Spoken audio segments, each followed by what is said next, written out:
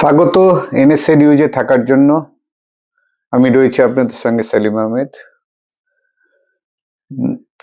কথায় আছে রাজনীতিতে অসম্ভব বলে কিছু নেই, হতে পারে না বলে এরকম কোনো কথা নেই, সবই হতে পারে, সবই সম্ভব। কোন রাজনৈতিক নেতা আজ এই দলে যাচ্ছে, কালকে ওই দলে যাচ্ছে, আবার সে তার পুরনো দলে ফিরে যাচ্ছে, এরকম ইতিহাস অনেক রয়েছে। আমরা জানি একেবারে 2026 বিধানসভা নির্বাচনের দোরগোড়ায় দাঁড়িয়ে রয়েছে।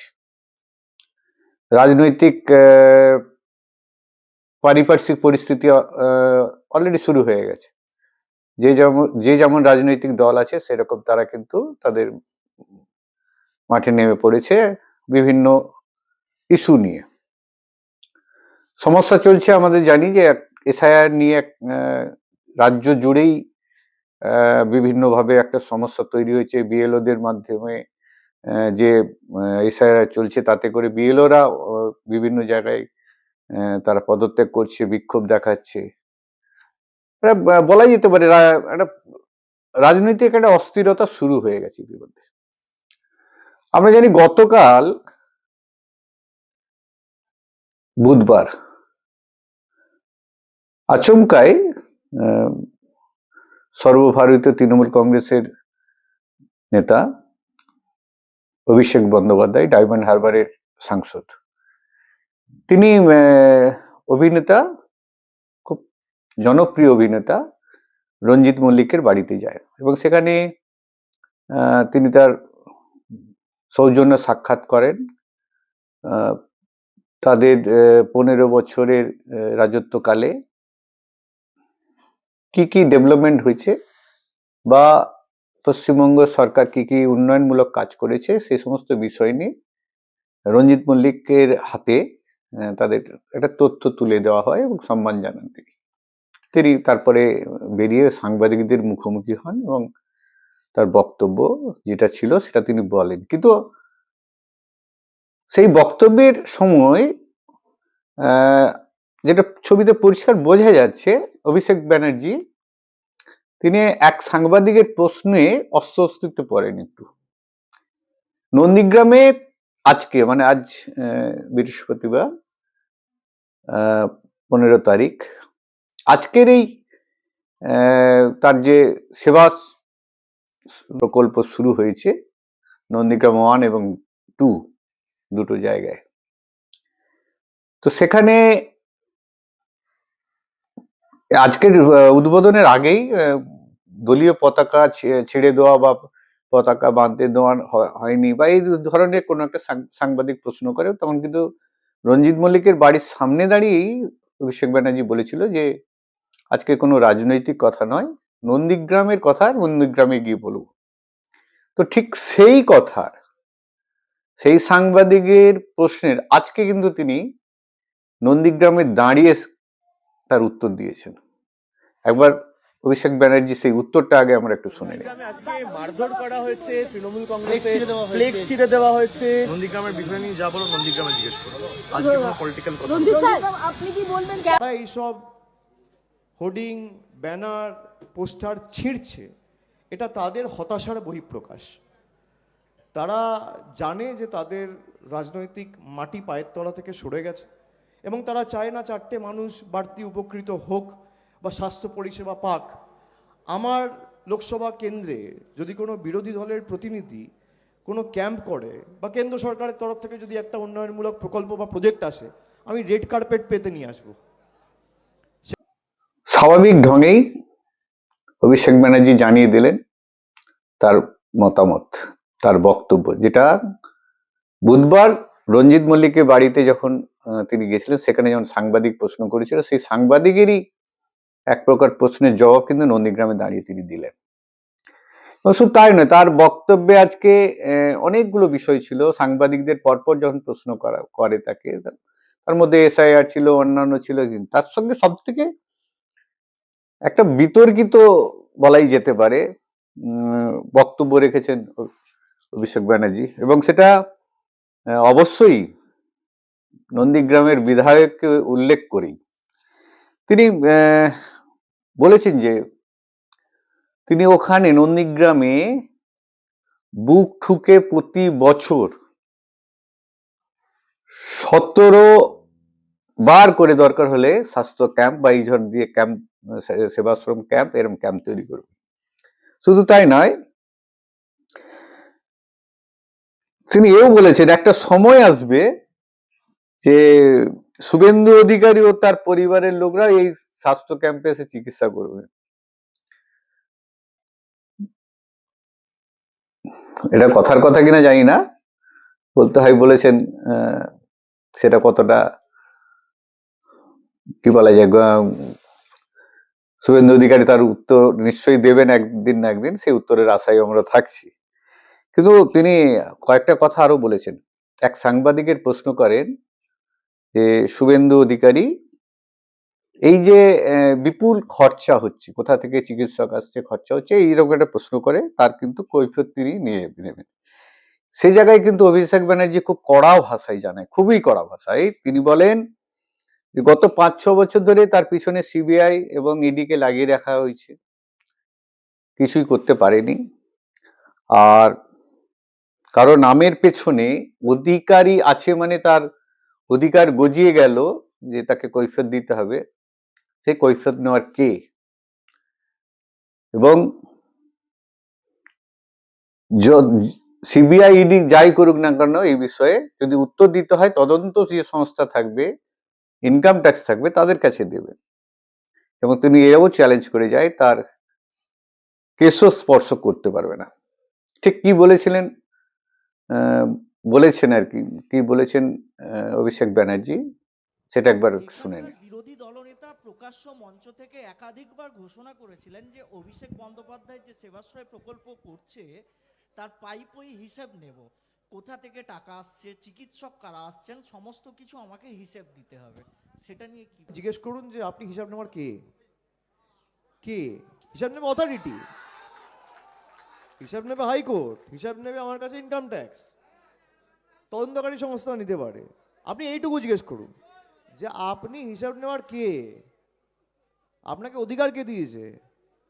আপনার নামের পিছনে অধিকারী রয়েছে, তার মানে এই না যে যা ইচ্ছা অধিকার আপনার গজালো। আপনাকে হিসাব নেওয়ার অধিকার কে দিয়েছে? আর আমার বিরুদ্ধে যদি সমস্যা থাকে আপনি মামলা করুন। আপনার ইডি সিবিআই তো 6 বছর ধরে আমার পিছনে লেগে রয়েছে। এই বুড়ো আঙ্গুল কেশাগ্র স্পর্শ করতে পারবে না। বুক ঠুকে এই নন্দীগ্রামের মাটিতে প্রতি বছর 17টা করে ক্যাম্প করে যাব। আর শুভেন্দু অধিকারী থেকে তার পরিবারের লোকেরা সেবাশ্রয় এসে চিকিৎসা করাবে, দেখবেন আগামী দিনে। অভিষেক ব্যানার্জি খুব মানে একবারে কড়া ভাষায় তার উত্তর দিয়েছেন সাংবাদিকের যে প্রশ্ন করেছিলেন।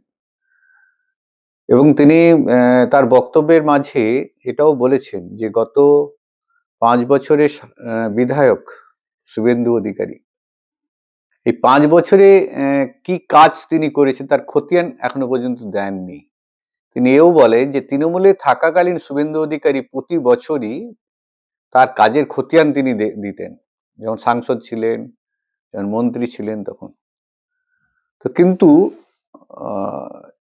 নন্দীগ্রামে যে 5 বছর উনি বিধায়ক হয়ে আছেন, তাতে নন্দীগ্রামের কোনো তথ্য তিনি দেননি। অভিষেক ব্যানার্জি ঠিক কি বলেছেন আর ওই বিষয়টা নিয়ে, যেটা যে শুভেন্দু অধিকারী সম্বন্ধে বিধায়ক আছেন তিনি কোনো খতিয়ান দেয়নি। আপনি এত বড় নেতা হলে, এতদিন ধরে বিজেপি সরকার কেন্দ্রে ক্ষমতায় রয়েছে, আজকে নেই করে 12 বছর, আর আপনি বিজেপিতে গেছেন 2020 সালে। 2020 থেকে 26, 6 বছর, আমি 1 বছর কেটে দিচ্ছি, 5 বছর। 5 বছরে নন্দীগ্রামের জন্য কি এনেছে? 4টে রাস্তা এনেছে, 2টো জলের প্রকল্প এনেছে, 4টে লোককে ছাদের ব্যবস্থা করে দিয়েছে। কোনো পরিযায়ী শ্রমিক যদি বাইরে কাজ করতে গিয়ে বিপদের মুখে পড়েছে, তাকে তার সাহায্যটুকু একটা জনপ্রতিনিধি হিসেবে যতটুকু সাহায্য করা উচিত ততটুকু সাহায্যের হাতও বাড়ায়নি। এই কর্মসূচিতে নন্দীগ্রামের 41টি শহীদ পরিবারের মধ্যে 35টি পরিবার উপস্থিত ছিল না। 2009 সালে আমি এমপি হওয়ার পর থেকে প্রত্যেক বছর এমপির কাজের খতিয়ান প্রকাশ করি। আর আমি এমএলএ হিসেবেও আমার কাজের খতিয়ান আমি প্রকাশ করি। আমি কয়েক মাস আগেই, যারা জেলার সাংবাদিক আছেন তারা জানেন, রেয়াপাড়া কমিউনিটি হলে আমি আমার কাজের খতিয়ান প্রকাশ করেছি। আপনি যদি আপনার মেল আইডি দেন, আপনার বাড়িতে তো বা অফিসে আমি তো যাওয়া ঠিক হবে না অনুমতি ছাড়া, তাহলে আমি কাউকে দিয়ে আপনার অফিসে পাঠিয়ে দেব। 2009 সাল থেকে অদ্যবধি প্রত্যেক বছর আমার যেটুকু, আমি তো বিরোধী দলের এমএলএ, আগে 60 লাখ ছিল, এখন 70 লাখ টাকা দেয় বিইউপিতে। আমার প্রত্যেকটা ইঞ্চিতে আমি কমা পূর্ণচ্ছেদ করে সমস্ত ছবি, ফটো, কাজের তালিকা করে দিই। আপনাকে এগুলো মিস ইনফরমেশন করেছে। আপনি যাদের নিয়ে আজকে ঘুরেছেন তারা সব খুনি, 1.5 বছর করে জেল কাটা। দিল্লি থেকে কি এনেছি, দিল্লি থেকে যেটা এনেছি দেখুন, জেলিংহামের প্রজেক্ট আপনার মুখ্যমন্ত্রী করেননি। 2000 কোটি টাকা সোনাচূড়ার জেলিংহাম প্রজেক্টকে ভারত সরকার নিয়েছে এবং 2025-26 অর্থবর্ষে 2000 কোটি টাকা ভারত সরকার দিয়েছে ওখানে জাহাজ তৈরি এবং জাহাজ রিপেয়ারিং এর জন্য ভারত সরকার। আপনি বলেছেন, দেখুন পার্লামেন্টে কোশ্চেনের উত্তর জেলিংহামে, আপনি বলেছেন যে দিল্লি থেকে কি এনেছেন। আপনার মাননীয় প্রধানমন্ত্রীর আশীর্বাদ নিয়ে কেন্দ্রীয় রেলমন্ত্রী অশ্বিনী বৈষ্ণবজিকে দিয়ে আমি নতুন করে এই রেল প্রজেক্ট চালু করি এবং থ্রু হাইকোর্ট রেল আপিলে যায়নি। 834 জন রেলে গ্রুপ ডিতে চাকরি পেয়েছে নন্দীগ্রাম থেকে এই 4 বছরে নরেন্দ্র মোদীজির প্রধানমন্ত্রীত্বে, অশ্বিনী বৈষ্ণবের রেলমন্ত্রীত্বে 834 জন চাকরি পেয়েছে। নন্দীগ্রাম রেল প্রজেক্টে 315 কোটি টাকা স্যাংশন করেছে ভারত সরকার, 175 কোটি টাকার কাজ কমপ্লিট হয়েছে। আমি মাননীয় সেকেন্ড ইন কমান্ড তৃণমূল কংগ্রেসকে অনুরোধ করব, আর 6 একর জায়গা দরকার রেলটা চালানোর জন্য।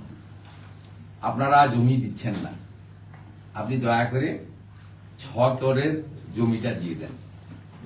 ভারত সরকারের জাতীয় জলপথ রামেশ্বরমের মতো ফোল্ডিং ব্রিজ করতে চায় হলদিয়া নন্দীগ্রামের সংযোগকারী। আপনারা অ্যাপ্রোচ রোডের জন্য জমিটা অধিগ্রহণ করে দিন। আপনি জানেন না তাই এসব কথা বলেছেন।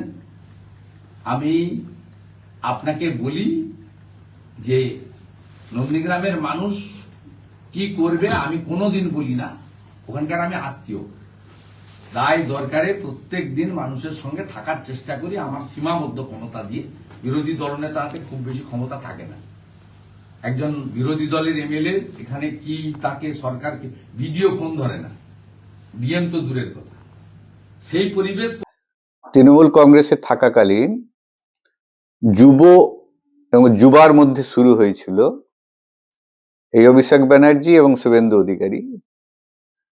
সেই লড়াই, সেই যে ঠান্ডা লড়াই, তা কিন্তু আবার প্রকাশ্যে আসছে।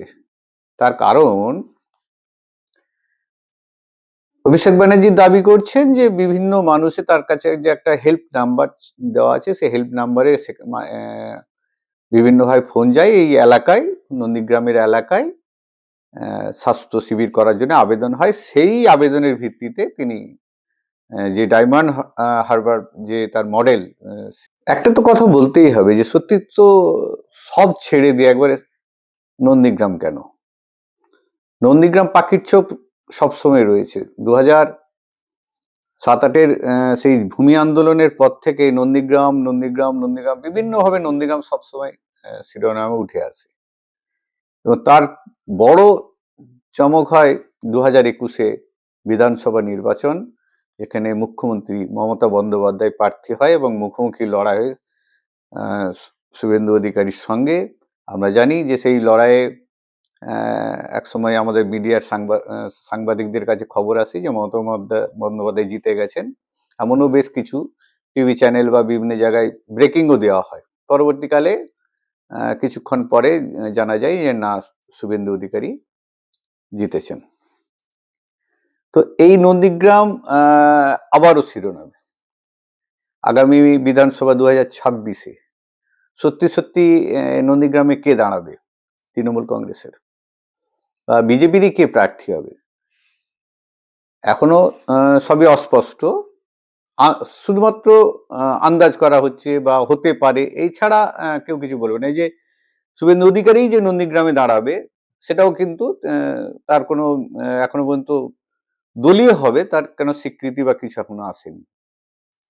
কিন্তু যেহেতু তিনি সেখানকার বিধায়ক, তিনি আবার সেখানকার বিধানসভায় দাঁড়াতে পারেন। কিন্তু এবারের লড়াই কি সত্যি সত্যি শুভেন্দু ভার্সেস অভিষেক ব্যানার্জি? সেই রকমই মানুষ কিন্তু আন্দাজ করছে যে এটা হতে পারে, যে জন্য নন্দীগ্রামে এই স্বাস্থ্য শিবির বা এই ধরনের সাংবাদিকদের এরকম প্রশ্নও অনেক ছিল। কোথাও সবকিছুই কিন্তু একটা আবছা রয়ে গেছে। সেটা আর কিছুদিনের মধ্যেই হয়তো পরিষ্কার হয়ে যাবে যে নন্দীগ্রামের প্রার্থী তৃণমূল কংগ্রেস কাকে দিচ্ছে। তো এই মুহূর্তে পূর্ব মেদিনীপুর জেলাতে রাজনৈতিকভাবে কিন্তু দুটোই, বিজেপির যেমন সাংগঠনিক জেলা, কাঁথি সাংগঠনিক জেলা, তমলুক সাংগঠনিক জেলা, ঠিক তৃণমূল কংগ্রেসেরও কাঁথি সাংগঠনিক জেলা, তমলুক সাংগঠনিক জেলা। দুটো দলেরই কর্মকাণ্ড রয়েছে, নেতা অনেক রয়েছে, কিন্তু কর্মসূচিতে কোথাও যেন একটা খামতি রয়েছে। সবই আছে, সবই চলছে, কিন্তু কোথাও যেন একটা নেতৃত্বের একটা বাতাবরণ যেন কম কম মনে হচ্ছে। আমরা সাংবাদিকরা যারা পূর্ব মেদিনীপুর জেলায় খবর করি, সংগ্রহ করি, আমরা খুবই ভালোভাবে বুঝতে পেরেছি যে দুটো দলেরই একটা, কি বলা যায়, যে দল আছে, কাজ করছে, করছে, কিন্তু আমরা সাংবাদিক যখন খবর করতে যাচ্ছি বা কারো বক্তব্য প্রয়োজন হচ্ছে, তখন কিন্তু এই কোন নেতৃত্বের বক্তব্য নেওয়া হবে এটা নিয়ে আমরা খুব সংশয়ে পড়ে যাচ্ছি। কাউকে জিজ্ঞেস করলে এ বললো আমি বলবো না, ও বলছে আমি বলবো না। তার মানে কি, সবাই দুটো দলই কিন্তু একটা কি বলা যেতে পারে যে এটা কোথাও যেন আটকে যাচ্ছে কাজ করতে গিয়ে। তৃণমূল কংগ্রেসেরও যা অবস্থা রয়েছে, বিজেপিরও তাই অবস্থা রয়েছে। কেউ অবশ্য মুখ খুলছে না। কালকে গতকাল এক বিজেপির নেতৃত্বকে আমি জিজ্ঞাসা করেছিলাম একটু বক্তব্য নেওয়ার জন্য। আগে মাঝে মধ্যেই তিনি আমাদের বক্তব্য দিতেন, কিন্তু ইদানিং তিনি বলছেন যে এখন আমাকে জিজ্ঞাসা করলে আমি কিছু বলবো না, কেননা সেরকম বলার জায়গা নেই। তিনি নাম জানাতে অনিচ্ছুক। যাই হোক, তো এইগুলো বা তৃণমূল কংগ্রেসেরও অনেক সময় আমরা প্রশ্ন করলে কাকে ধরবো বা কার কাছ দিয়ে একটা বক্তব্য নেবো, এটা নিয়ে একটা আমরাও খুব মানে কি বলা যেতে পারে, সংবাদ পরিবেশনের ক্ষেত্রে বা সংবাদ করার ক্ষেত্রে আমরা খুব আটকে যাচ্ছি। সবাই একটা ভয় ভীতির মধ্যে দুটো দলেরই লোকাল নেতৃত্বরা চলছে। তো যাক, সেটা 2-3 মাসের মধ্যে আশা করি, 2-3 মাসও যাবে না, হয়তো 1-1.5 মাসের মধ্যেই সম্পূর্ণ পরিষ্কার হয়ে যাবে। কেননা নির্বাচন ঘোষণা যখনই হয়ে যাবে, তখনই এবার রাজনৈতিক সব যা কর্মকাণ্ড রয়েছে সব শুরু হয়ে যাবে। তো পূর্ব মেদিনীপুর জেলাতে আবারও কিন্তু পাখির চোখ হতে চলেছে, এরকম একটা আন্দাজ করা যাচ্ছে। এবং সেই আন্দাজটা তার একটা, যারা রাজনৈতিক ব্যক্তিত্ব রয়েছে বা যারা বুদ্ধিজীবী রয়েছে, যারা রাজনৈতিক সচেতন মানুষ রয়েছে, তারা কিন্তু একটা আন্দাজ করছে।